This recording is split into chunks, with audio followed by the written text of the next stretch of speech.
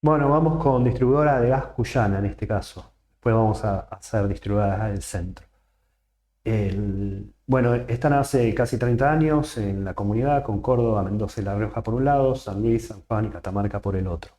Duplican las conexiones y llegan a casi 1.400.000 de clientes con una infraestructura de 35.842 kilómetros de redes y gasoductos, ¿no? Vamos a focalizarnos en Moody's, en el informe de Moody's local, donde la buena noticia es que sube la emisión, y vamos a dar por qué, de perspectiva estable, desde BBRA sube la calificación a 1, acciones a 1AR desde 2AR, es decir, una, un par de calificaciones en sí. La suba de calificaciones se encuentra respaldada por las mejoras en las métricas de la compañía, producto de la recomposición de tarifas registradas a lo largo del 2024, que fue mayor que la inflación, que permite a las empresas de este sector alcanzar o tener márgenes de rentabilidad similares a los del 2018. Estas tarifas fueron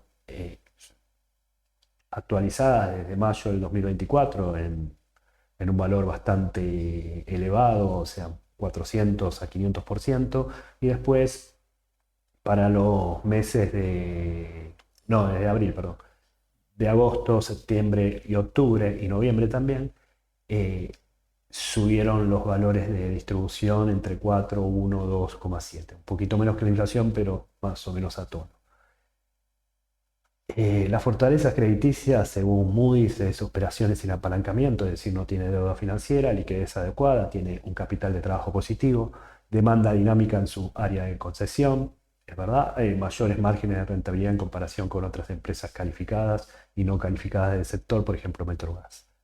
Exposición a riesgo regulatorio como debilidad, elevada incertidumbre, como tienen todas las distribuidoras de gas, al marco regulatorio argentino y la suficiencia de la tarifa, porque hoy puede estar acorde a la tarifa, pero el poder adquisitivo no, ¿no? Y elevada exposición al régimen de zona fría por mayor consumo y por ende el gas es finito o la distribución es finita, mejor dicho, y no poder satisfacer la demanda de cada uno.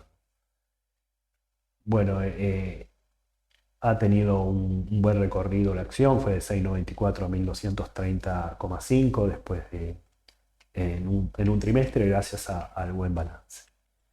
Bueno, el ejercicio 2024 acumula un saldo positivo de 10.055 millones, el año pasado acarreaba un negativo de 3.596 millones, esto dado por lo que mencionamos, ¿no?, de las tarifas de gas de distribución y de transporte también, ya que tiene una pata de transporte en nuevos cuadros tarifarios. El tercer trimestre del 2024 en particular da 9.644 millones, siendo un 66% mayor al tercer trimestre del 2023. Es un poco más, un 576, después lo corrijo. Bueno, es 9.644, 1.488. Vemos que tanto hay una diferencia de 34.000 millones en el resultado operativo a favor y de casi 16.000 millones si se compara trimestre contra trimestre. Acá viene el punto y la novedad más fresca, que es el anuncio de Ecogas Inversiones, una oferta pública para el canje voluntario hacia los tenedores de acciones DGQ y DGC. Clase B son los que flotan en la bolsa, clase C lo que tienen guardado en la caja de valores, es decir, que son acciones que si bien depende de la cotización, no están inmersas dentro de transaccionarlo, es decir, no se vende ni se compra, pero sí depende de la cotización en el hecho que son títulos nominativos en vez de anónimos. Bueno, esta intención lleva a las nuevas acciones se listen con el símbolo ECOG, es decir, una nueva acción. Hay que ver si estas quedarían eliminadas o apenas rezagadas, depende de la aceptación de la gente, ¿no? Serían clase D, por eso hace la distinción, no va a ser ni clase B ni clase C, aparte el valor nominal es 10, esto es por el hecho de que para no tardar tanto la fusión, entonces es una fusión parcial hasta que se haga total en algún momento. La relación del canje debería ser como mínimo 15,83 acciones de DGQ por cada acción de COG, es decir, de Ecogas. Y Ecogas posee el 51% de las acciones totales de DGQ, después, bueno, tiene ACES, algunos accionistas minoritarios y más o menos un 10% flotando la bolsa. Las acciones totales me refiero a la que sea clase B y clase C. Bueno, acá está el anuncio que fue fresquito, fresquito el 7 de noviembre. Habla de clase B y clase C, que son, como dije anteriormente, las que flotan las clase B, DGQ y DGC, y las clases C se encuentran emitidas en régimen de oferta pública y su registro está a cargo de Caja de Valores, ¿no? Se van a llamar ECOG y después cualquier otra, la sociedad tiene intensidad de listar el resto de su capital social, bueno, ECOG 1, ECOG 2, depende de la nominación de cada una de las acciones. Por ejemplo, en vez de llamarla DGQ, DGC y DGQ o lo que sea, ahí, ¿cómo va? Que hay un reemplazo de las acciones que no van a flotar en clase A, clase B, clase C, es decir, el rezago de la no aceptación. Perdón que me trabé. Bueno, Cogas pertenece a partir de 1992, es una empresa que, bueno, es la dueña de distribuidora de gas de Cuyana y distribuidora de gas del centro. El canje mínimo es de 15,83 acciones por cada una de Ecogas, tanto la clase B, que es la mayoritaria, y la clase C. Esto fue hecho a través de flujo de fondos proyectados, que tiene es muy difícil calcularlo porque tiene una dependencia enorme a lo que es la regulación de tarifas. Si el Ministerio de Economía quiere o no aumentar la tarifa y después, bueno, vemos que la acción es muy volátil. De hecho, el año pasado pagaron dividendos. Pero bueno, más o menos la cotización de la acción va a estar en 23.871 hasta 27.483 haciendo todo esta transferencia. Y una cosa más, ¿qué condicionamiento tiene esto? A ver si lo tengo por acá. Bueno, depende de la autorización primero por parte de la CNB, el ingreso de la oferta pública a partir de la CNB y realización de la oferta de canje. Después del resultado exitoso de la oferta del canje, hay que ver cuál es la condición o la aceptación de este canje y cualquier otra condición que oportunamente determinen los subdelegados. Esa es la novedad, lo vamos a mencionar nuevamente en DGC. Los ingresos de actividades ordinarias sumaron 167,9 millones, representando una suba interanual del 43,9% por actualización de cuadros tarifarios encima de la inflación. El 19,9% de los ingresos está por subsidio del Estado argentino. El año pasado era el 21,3%, se fueron, bueno, algunos clientes que ya no tiene el beneficio de los subsidios, ¿no? Los costos de venta dan 52.462 millones, aumentando 13,5, y el margen de EBITDA aumenta muchísimo, 24,5, partiendo de 6,5 del año pasado. Las existencias por materiales da 318,5 millones, subiendo un 5,8.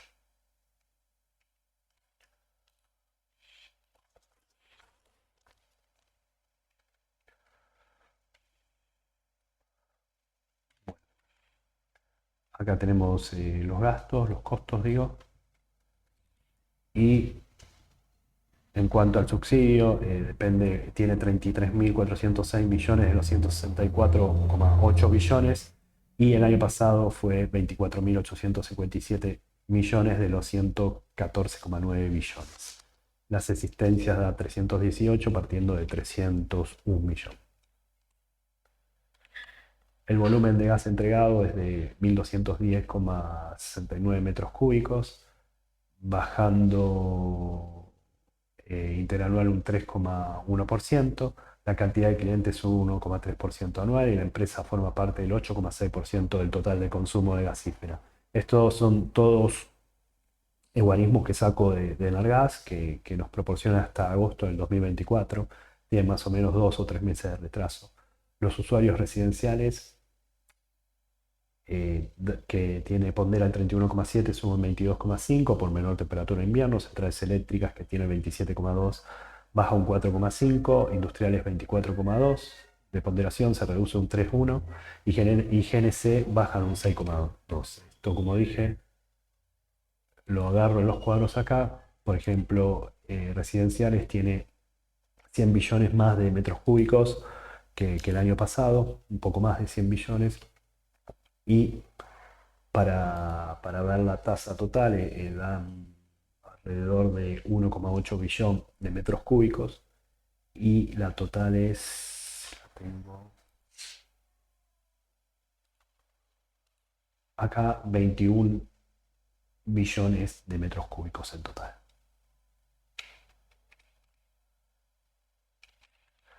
Bueno, inversiones desembolsadas suman 3.936,53 millones, siendo un 9,4% mayores ajustado por inflación del año pasado. Se aprobaron 488 autorizaciones y anteproyectos, un 43,3% en volumen.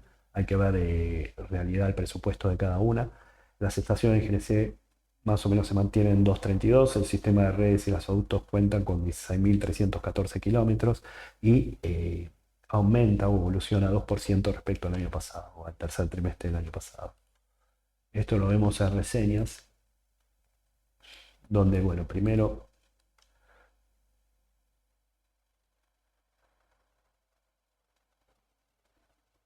vemos que los datos estadísticos, bueno, hay un aumento de volúmenes operados y hay 488 actualizaciones contra 860 del año pasado. Sistema de distribución venía de 16.001 kilómetros, esta vez tenemos 16.314 y cantidad de clientes 649.312 y el año pasado teníamos 640.669.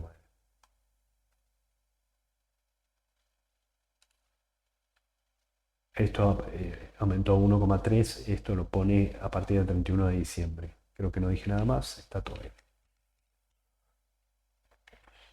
Los gastos de naturaleza suman 43.480 millones, un ahorro del 9,6 anual, donde remuneraciones y cargas sociales, que es el 23,9%, bajan un 10,8%, la paritaria fue del 87%, por debajo de la inflación acumulada en 2024, facturación y cobranza, que es el 11,2%, suben un 24,7%, y juicios y reclamos llama la atención que bajan casi el 80%. La dotación es de 246 empleados, un 0,8 anual, dos empleados más. Otros ingresos y egresos operativos suman 1.686 millones, una reducción del 47,7 anual, por menor variación en cobros e intereses comerciales.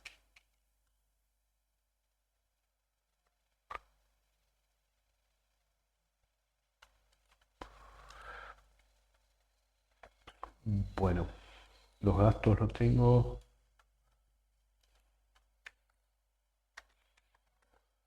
acá, donde podemos recalcar lo de primero remuneraciones, que son 10.153 contra 11.379, es decir, más de un ahorro de 1.200 millones de remuneraciones, y juicios y reclamos está en 1.141 partiendo de una imputación de 5.511 millones. En cuanto a otros ingresos operativos, sí, hay un saldo de intereses menor al año pasado, por lo cual se imputaron menos monto, ¿no? Un 47,7 menos. Los saldos no operativos restan 10.464 millones. En el 2023 resultó un superávit de 1.181 millones, donde los saldos financieros tienen una brecha negativa de 19.003 millones de pesos por menor resultado por tenencia y diferencia de cambio.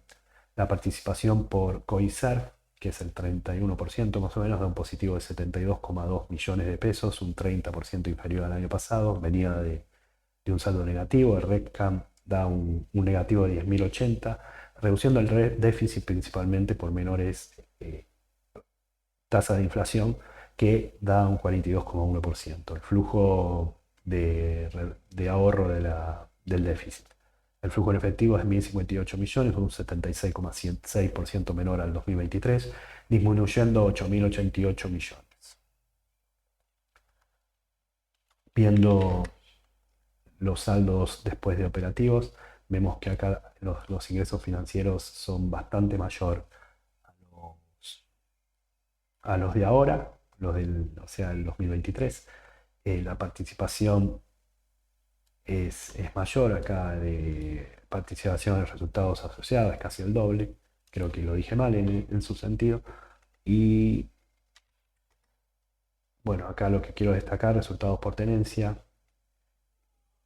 Hay una diferencia enorme, 16.157 millones contra 305,6 millones. Eh, Esto podemos verlo que se ha salido de la cuenta custodia Santander Miami, habrá cobrado parte de esa porque pasó de 46.251 millones a 476 millones. Hoy tiene letras del Tesoro por 19.515 millones, ¿no? Pero hay una inversión en títulos emitidos en serie y participación en otras sociedades, una reducción de más del 55%. Viendo Coiserv, sube 72.203 con un patrimonio que crece alrededor de 72, bueno, justamente eso. Y por último, en lo que es financiero, el flujo de fondos, que si bien es 1058, ha repartido dividendos por 33.685 millones a principio de este año. Y lo que podemos destacar es que el flujo libre de fondos venía de un negativo y hoy es positivo. Tiene alrededor de 14.000 millones positivos. El año pasado era casi 20.000 millones negativos. Es decir, el flujo presto, ¿no? Porque es flujo libre, es operativo menos inversiones. Se continúa con la obra de plan de inversiones, aumentando desde abril, que está orientando a obras de infraestructura gasífera, priorizando la segunda mitad de la red, la seguridad de la red, la confiabilidad del sistema y la calidad de servicios. Se ha incrementado las tarifas de distribución y de transporte desde agosto a noviembre, siguiendo en promedio el índice de inflación, un poquito menos. Sí. La liquidez va de 1,39 a 1,47, acá esto es altos niveles o sólidos niveles de liquidez, justamente un activo corriente un 47% más que el pasivo corriente, la solvencia va de 1,98 a 1,50, el valor del libro 826,4, la cotización 1.635, la capitalización es 330,8 billones, la ganancia por acción es 49,69 y el PER promediado es 9,7. Es todo.